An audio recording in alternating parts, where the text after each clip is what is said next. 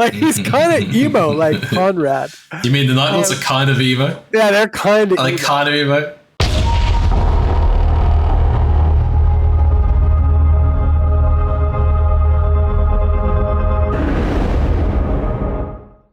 Hi, this is Jason.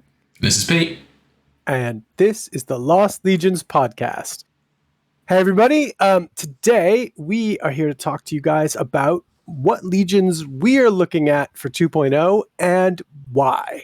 I am interested in Night Lords. And Pete, what are you interested in? This is a surprise to everyone, by the way. Who knows Yeah. If anyone knows me, I couldn't have guessed twice. The Emperor's Children, of course. Of course. Going back to my roots. That's good. No, that's good. I think Pete had an Emperor's Children's first for 1.0 and then sold it. And then now he's starting it again. So now he's going to make it perfect. Yeah, well, near enough. Yeah, I'm excited. Excited by it. Yeah, definitely. So do you want to jump in and maybe we can talk a little bit about Night Lords first? And then good shout. We can move on to the perfectness. Yeah, that sounds like a good Here, Jay, tell us about the Night Lords. What is it that is interesting you about them in particular? So I think what mainly attracted them to begin with, well, one of the things is the fluff, right? And this is the thing that has always had me sort of eyeing them. I think the fluff is really interesting. I read all of ADB's books, right? The whole Night Lord series, which is actually technically in 40K. Yeah. But he does a really good job of tying it into 30K. Like, all of those guys in there, like, keep talking about the Long War. They keep talking about events that happened during 30K.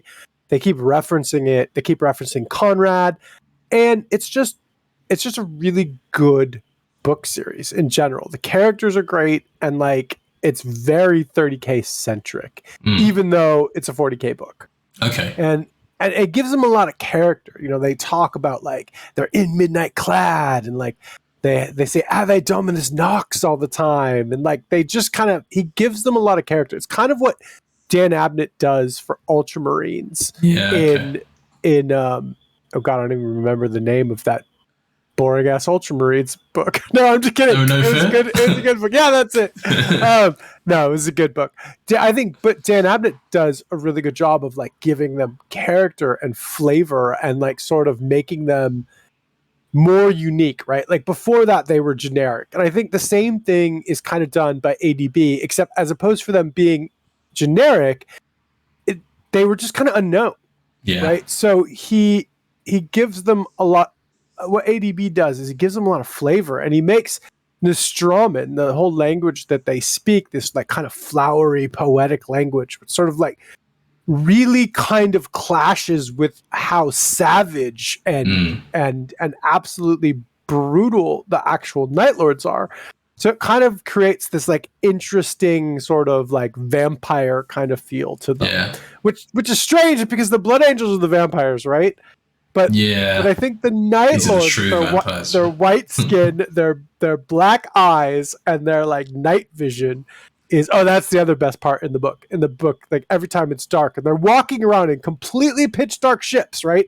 And their servants have like little flashlights and stuff. Yeah. And they're just like, prey sight. And they're like, image turns all predator, and they see stuff like in like heat vision.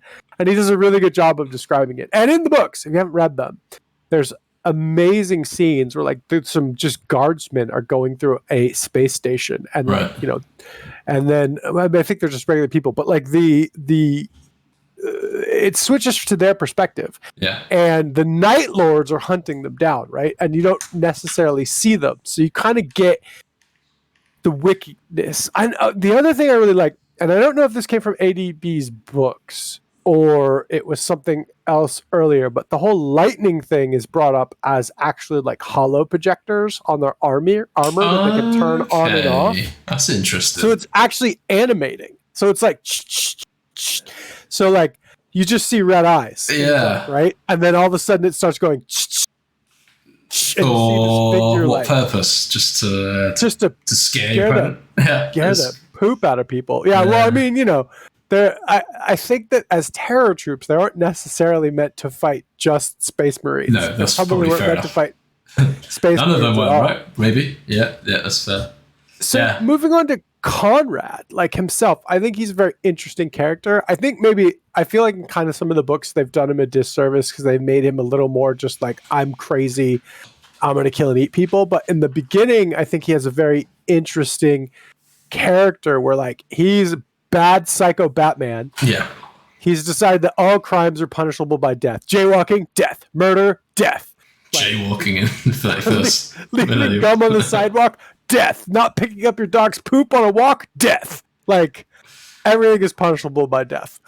And yeah, he kind of descends into madness at the end, which I think they do a good job of in the books. But like, he is haunted and racked by visions of what's going to happen. So he's like a seer. And this is also sort of like reflected in his sons. So the main character Talos in the book, Sevatar, the first captain of 30K, who is a badass and awesome character and another reason why I like the Night Lord. Sevatar's cool.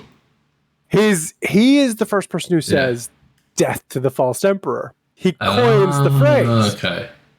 So Sevatar is this total badass who fights Sigismund to a standstill, and then he technically wins because he cheats and he headbutts him, which was against the rules. Right. And then Sigismund just laughs it off, and like Sevatar's pissed about the whole thing. And in the book, in the story, he's like, "Why can't I have friends like him?" Like he's kind of emo, like Konrad. You mean the Night Lords are kind of emo? Yeah, they're kind of. Like kind of emo. I dig it. Like you're like a retired like emo goth rocker, right? So there's emo bands. Well, like all good punk rockers, you retire into the goth scene for 5 minutes and then you leave. So you're like, what the hell am I doing here? So yeah, the only last thing I want to say about Konrad was there's a really cool short story, and I don't remember what it's called, but he's talking to Vulcan, I think. And he's like, "You're a monster," to Vulcan. And Vulcan's like, "What do you mean? We don't skin people alive." And he's like, "I show up and we kill an entire city and we skin them alive, men, women, and children, and we broadcast it across the planet. So we kill one city. You show up and kill billions with your war. Who's the monster now? Check move. Check move? Checkmate? Checkmate, dick." Yeah. We all know that Conrad's a monster, but like it's a funny warped outlook. brain. Yeah. Exactly. Yeah, I don't know enough about them at all. So that's quite interesting hearing that, because I've probably learned more about them in 5 minutes than I have over 5 years of heresies. Because I've never touched them, never really read about them at all. Yeah, they were not very well defined, and there's a lot of interesting things about them, and they have a lot of interesting time to grow with it, I guess. Stuff. Yeah. So the other thing that got me was, I think in 2.0, was the rules, and this was a huge, not huge change, but they just kind of lent into the whole fear aspect. Leadership is huge now, right? Like everybody's leadership dropped by 1. Yeah. Fear is a 12-inch bubble that reduces leadership by 1. It could be more, but generally 1 for the Night Lords. And this also kind of leans into night fighting, which again drops your leadership by 1. And that is just crazy cool. So you can just kind of like play these leadership mechanics where you fight people and the Marines are going to fail their leadership tests and run away or get pinned, and like this is a whole new way of fighting. This is kind of what attracted me to the Alpha Legion when I played Pete's Raven Guard, and he came at me with all of this close range shooting, and I was like, what the hell is happening? I was like, what is happening? What the hell is happening? I don't know what's happening right now. I don't like there's no tanks, like there's no like crazy big guns, like it's not a million, like so I ended up playing the Alpha Legion. I was super inspired. It was a very similar kind of list at the time for 1.0. You could do an infiltrating list.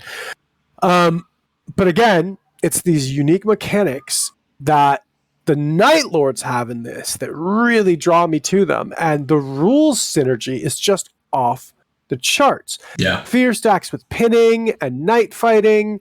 It says a lot there. Yeah, terror assault basically means you're guaranteed. And from what Pete and I were talking about this earlier today, from the way the rules are written, it seems to be that it is night fighting regardless of whatever the mission rules are for 2 turns. Terror assault's the right of war, right?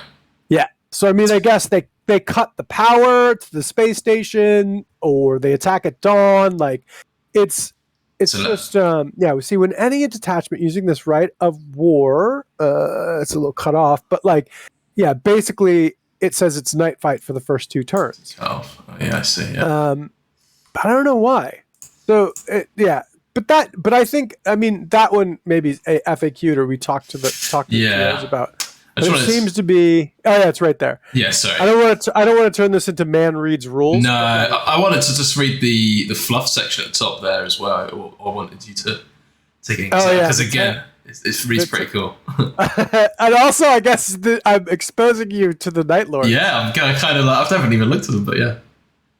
They but like I was saying, like the rules synergy is crazy, and like with the addition of. They can all buy Prey Sight, which is night fighting, which is night vision, which means they can all not get the leadership minus for night fighting and not the -1 ballistic skill and attack stuff over 24 inches.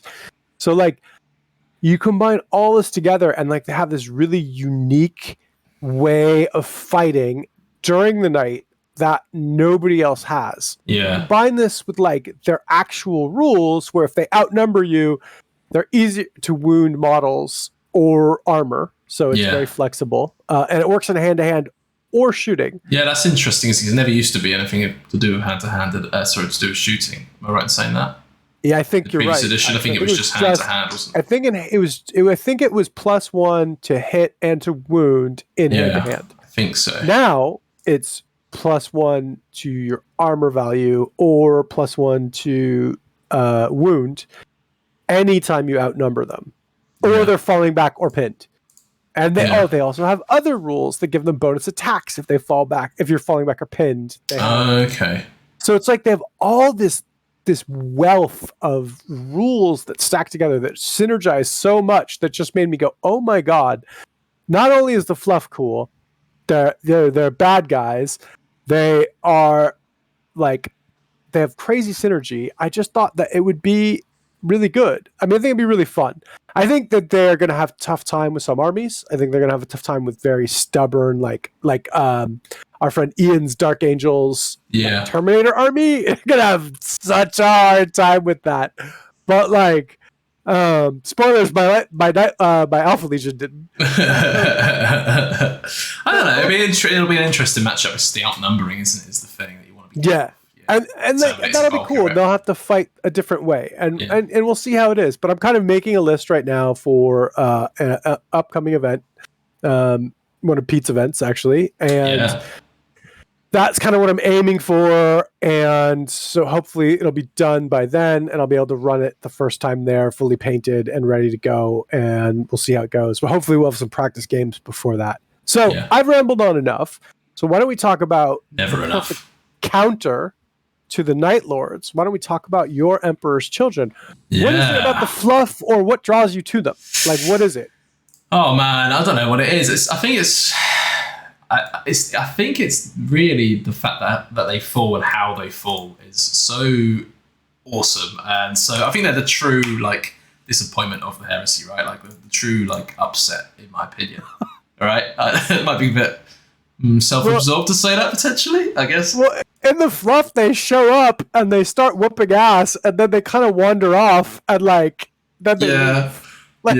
Sort of way at the Siege of Terra, there's super disappointment. Yeah, I know. So it's worth us saying this. So Jay's definitely more of the fluff guy out of the two of us, right? So don't expect a full run from breakdown of every character here. But I've read the majority of the earlier books of the Heresy, and just the scene with Fulgrim in Fulgrim. In fact, I think that book is what really cemented it for me. I loved it. I know it's a bit of a Marmite book. Like a lot of people like it, a lot of people really don't like it. But when Eldrad is trying to convince Fulgrim of Horus's treachery and disappointment is coming that way, and doesn't believe him, and the Lair Blade starts telling him, "Ooh, this is bad," and he just starts like choking out an avatar. And what else does he do? It's loads. You there, Jay? I can't hear you. Yeah. Oh, sorry. So I mean, I didn't need to read anymore. All he did was had a couple like blisters on his hands, I think, if I recall, and that was it. Right? That was the most badass thing I'd read. No, but that's cool, right? So it was obviously like Fulgrim touched you, pun intended. Yeah. Fulgrim touched you when you read the book, right? And you got attracted to like sort of the story, and that's really, really cool. I mean, obviously the models are also, I think, well, I'll let you speak, but personally, I think that they are some of the best models in the Heresy range. Yeah, the Phoenix Terminators, right? For the early releases was so good, and the Paladin Blades as well. Still, I think the best models that Forge World has made for the Heresy. Yeah. I'm trying to think what else I prefer. I don't think there's much. I mean, like with the Suzerain are quite nice. What do I like better? Yeah, exactly. Yeah, exactly. There's a lot that's like up there, right? But yeah, and yeah, I just love their strive for perfection, trying to do everything better. The battle on the planet of Murder before the Heresy breaks out with the Horus, with the Sons of Horus, isn't it, or the Lunar Wolves at the time, and they go down to rescue the Blood Angels, don't they, on the planet of Murder, and watching them fight, and everything going on there is just so cool. I just love how they fight. Do you remember who's down there? Was it Blood Saul? Angel? Oh, so is it? Yeah, I think it's Saul and Loken, isn't it? And they buddy up, yeah. I think, and isn't that where their friendships formed? I think so. It's been a really long time since I read the first books. I just remember Murder was there because I was so into Team Blood Angel at the time. So I was like super excited because I wanted the Blood Angels to pop up, but they were murdered. Yeah. So like, I was into trees and stuff, right? Yeah. And it wasn't until later that I kind of like realized I fell in love with the Blood Angels in 40K. I didn't actually love them as much in 30K. Shh, don't tell. Don't tell anyone. But yeah, don't tell anyone. Fulgrim's great. I like the early parts of them in the early Heresy. I mean, I love how they shoehorn the Noise Marines in when they're watching these at the opera. It breaks out into an orgy on Fulgrim's flagship. I also like the writing that like it infers that it's an orgy, but it doesn't actually say. And I'm like, I think it's an orgy. It's an orgy, and then people start shanking each other and. Demonettes start popping out of band players, and I can't remember. Do you remember how the Noise Marines begin? Like, what do they? They just start like. Then they just start smashing their guns, and noises are being made, and they keep. I've only read it once. So hard shoehorned in. I'm in the interesting Marmite category of I love to hate the Emperor's Children. Like, I fucking hate Fulgrim. I love Saul Tarvitz, and it's a good book. I highly recommend it, right? But I read it once, and I was like, I don't want to read more about this fucking dude no more. Like, I was like, I'm over him. Yeah. Bring me back Saul. But like, but it's good. Like, he's one of the villains that they make so well, and I just love to hate him. And it's like kind of watching his downfall. Like, it's tragic, and then pulling the whole Legion with them is really tragic too. Yeah. So I mean, this is I think what makes the whole Emperor's Children on Isfahan such a good story, and Saul Tarvitz stands because you see like the good side of the Legion, right? Like what made them the Emperor's children. Yeah, really. Yeah, exactly. And like that pride that like twists Fulgrim like later. It's really good. It's a really good story. They do have a really good story. His failure to convince Ferrus Manus as well is a really interesting part in the book. I like that. And he's like, oh, I've not done something. Like really, like taken back by it. And obviously, like watching the growth of Fabius Bile and Lucius, characters which we know from 40K. Oh yeah, really well. Right? I'm watching those like come up through the roots, and like Fabius is like so overlooked. I really wish he had rules. I'll be too greedy with Lucius recently getting roles, but yeah. Is he in the books? Like, is he the one like that is doing all the augmentations? Yeah, he starts all the Sonic Shrieker shenanigans. And I think Saul turns him down or something. Yes. Like, or Saul doesn't want to have it. It's been a long time since I've read those books, but like I remember them being good. I just remember like glomming onto Saul and Saul being such a good character. Saul's like, because I think Fabius is like it's the next stage in the chase towards perfection. And I think Saul's like, well, you're changing what the Emperor made us, and the Emperor is perfect or whatever. Like, how can we go beyond what his vision of perfection is, and I think that's why Sal decides not to go ahead with it. My favourite scene, this is just me rambling now about favourite scenes, I guess, but when, I don't know if you touched on it earlier, actually you might have, but when Sal and Lucius have the fight, so it's Fan 3, is it Fan 3? Yeah, it's Fan 3. Obviously the heresy's fully broken out now, and you got like, you know, Legion on Legion, same forces fighting each other, and I think Sal comes running to the aid of Lucius, doesn't he? Do you remember this part? And him and Lucius are gunning down all of the random Emperor's Children Marines around them, and then he realizes that it was Lucius who was the bad one, and then he like they have a fight that something like that, didn't it? Yeah, and then Lucius like just scurries away like a rat somewhere and goes and cuts his cheeks some more. Saul has like rules that are kind of cool too in the game. I don't remember off the top of my head. He was terrible in the first edition. Yes, but now, like, I think he has bonuses fighting against others' Emperor children with the traitor faction or something. Like, he's really cool. And Rylanor as well, right? Rylanor. I mean, he's lost rules now, but ancient Rylanor, he was cool. Doesn't matter. We'll talk about it in a different video, but any contender could be a special character. They're basically fucking Primarch. Yeah, pretty much. So about, before we make this 3 hours long, what about the rules do you like about the Emperor's Children? Yeah, so cool rules. Yeah, the two main things. Let me bring these up. Where are we?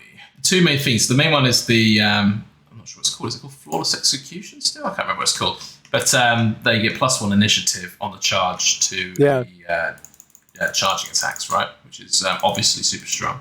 And that applies now to unwieldy weapons, which I was saying for the last... Oh, we were having a big talk about this. So is it contentious again?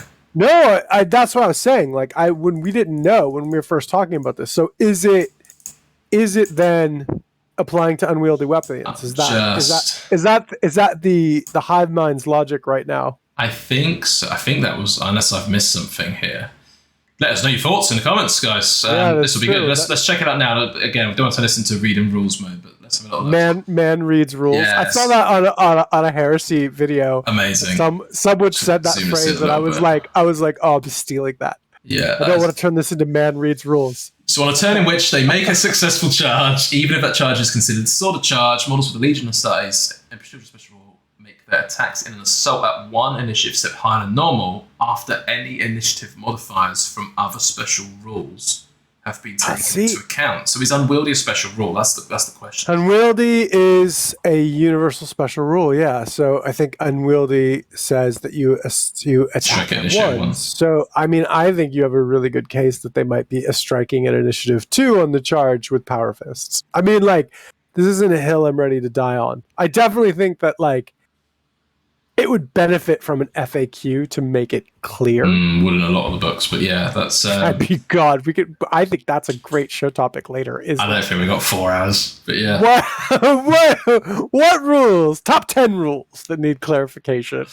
Yeah. So, I mean, that's huge, right, though. The vehicle's getting +1 to defensive weapons, shoot attacks, but like, never going to really use that, but the +1 on the charge is cool. And that's what I like about them, is you can throw them in, take, now with like power swords rending, and there's a lot more AP 2 and rending and AP 3 in melee. So it's become really strong, really, really strong.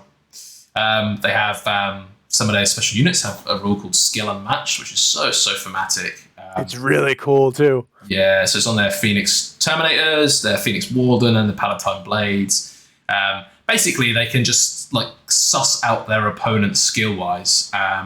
Parry a lot to like make themselves harder to be hit at the cost of like losing an attack in combat. They can open up their attack, making themselves a bit more vulnerable, but increase their blows on their opponent. Blows with swords or spears, that is, of course. Or they can what else can they do? There's another one. They can lower the weapon skill of the opponent for them to strike, but still lose an attack. So I guess it's like a counter. They like begin to learn the counter of their opponent's swing or something along those lines. So it's really cool to give all these fighting stances, and it couples up really well with the Sonic Shriekers. So you can, in theory, take on another elite Terminator squad or veteran squad from another Legion and make them hit you on 6s. Right. So what is Sonic Shriekers are -1 to someone's weapon skill, right? No, they're -1 to hit on the first round of combat. Yeah. So you go. So your weapon skill 5 as a Phoenix Terminator. You're fighting someone who's weapon skill 5. You could use the skill unmatched rule to bring them down 1 weapon skill to weapon skill 4. So obviously they're now hitting your 5s, and then the -1 to hit stacks on top of that with the Sonic Shrieker, so they're hitting your 6s. So it's a great way to like cripple an opponent's like ability to hit you right quite quickly. They're kind of like reduced to basically it's very defensive. Incredibly, yeah. So they, how you could do it to Dreadnought, right? Make a Dreadnought hit you on 6s.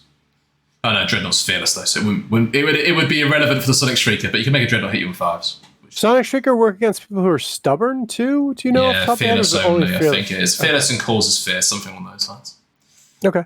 So yeah, that's what I like about it. And causes fear. No.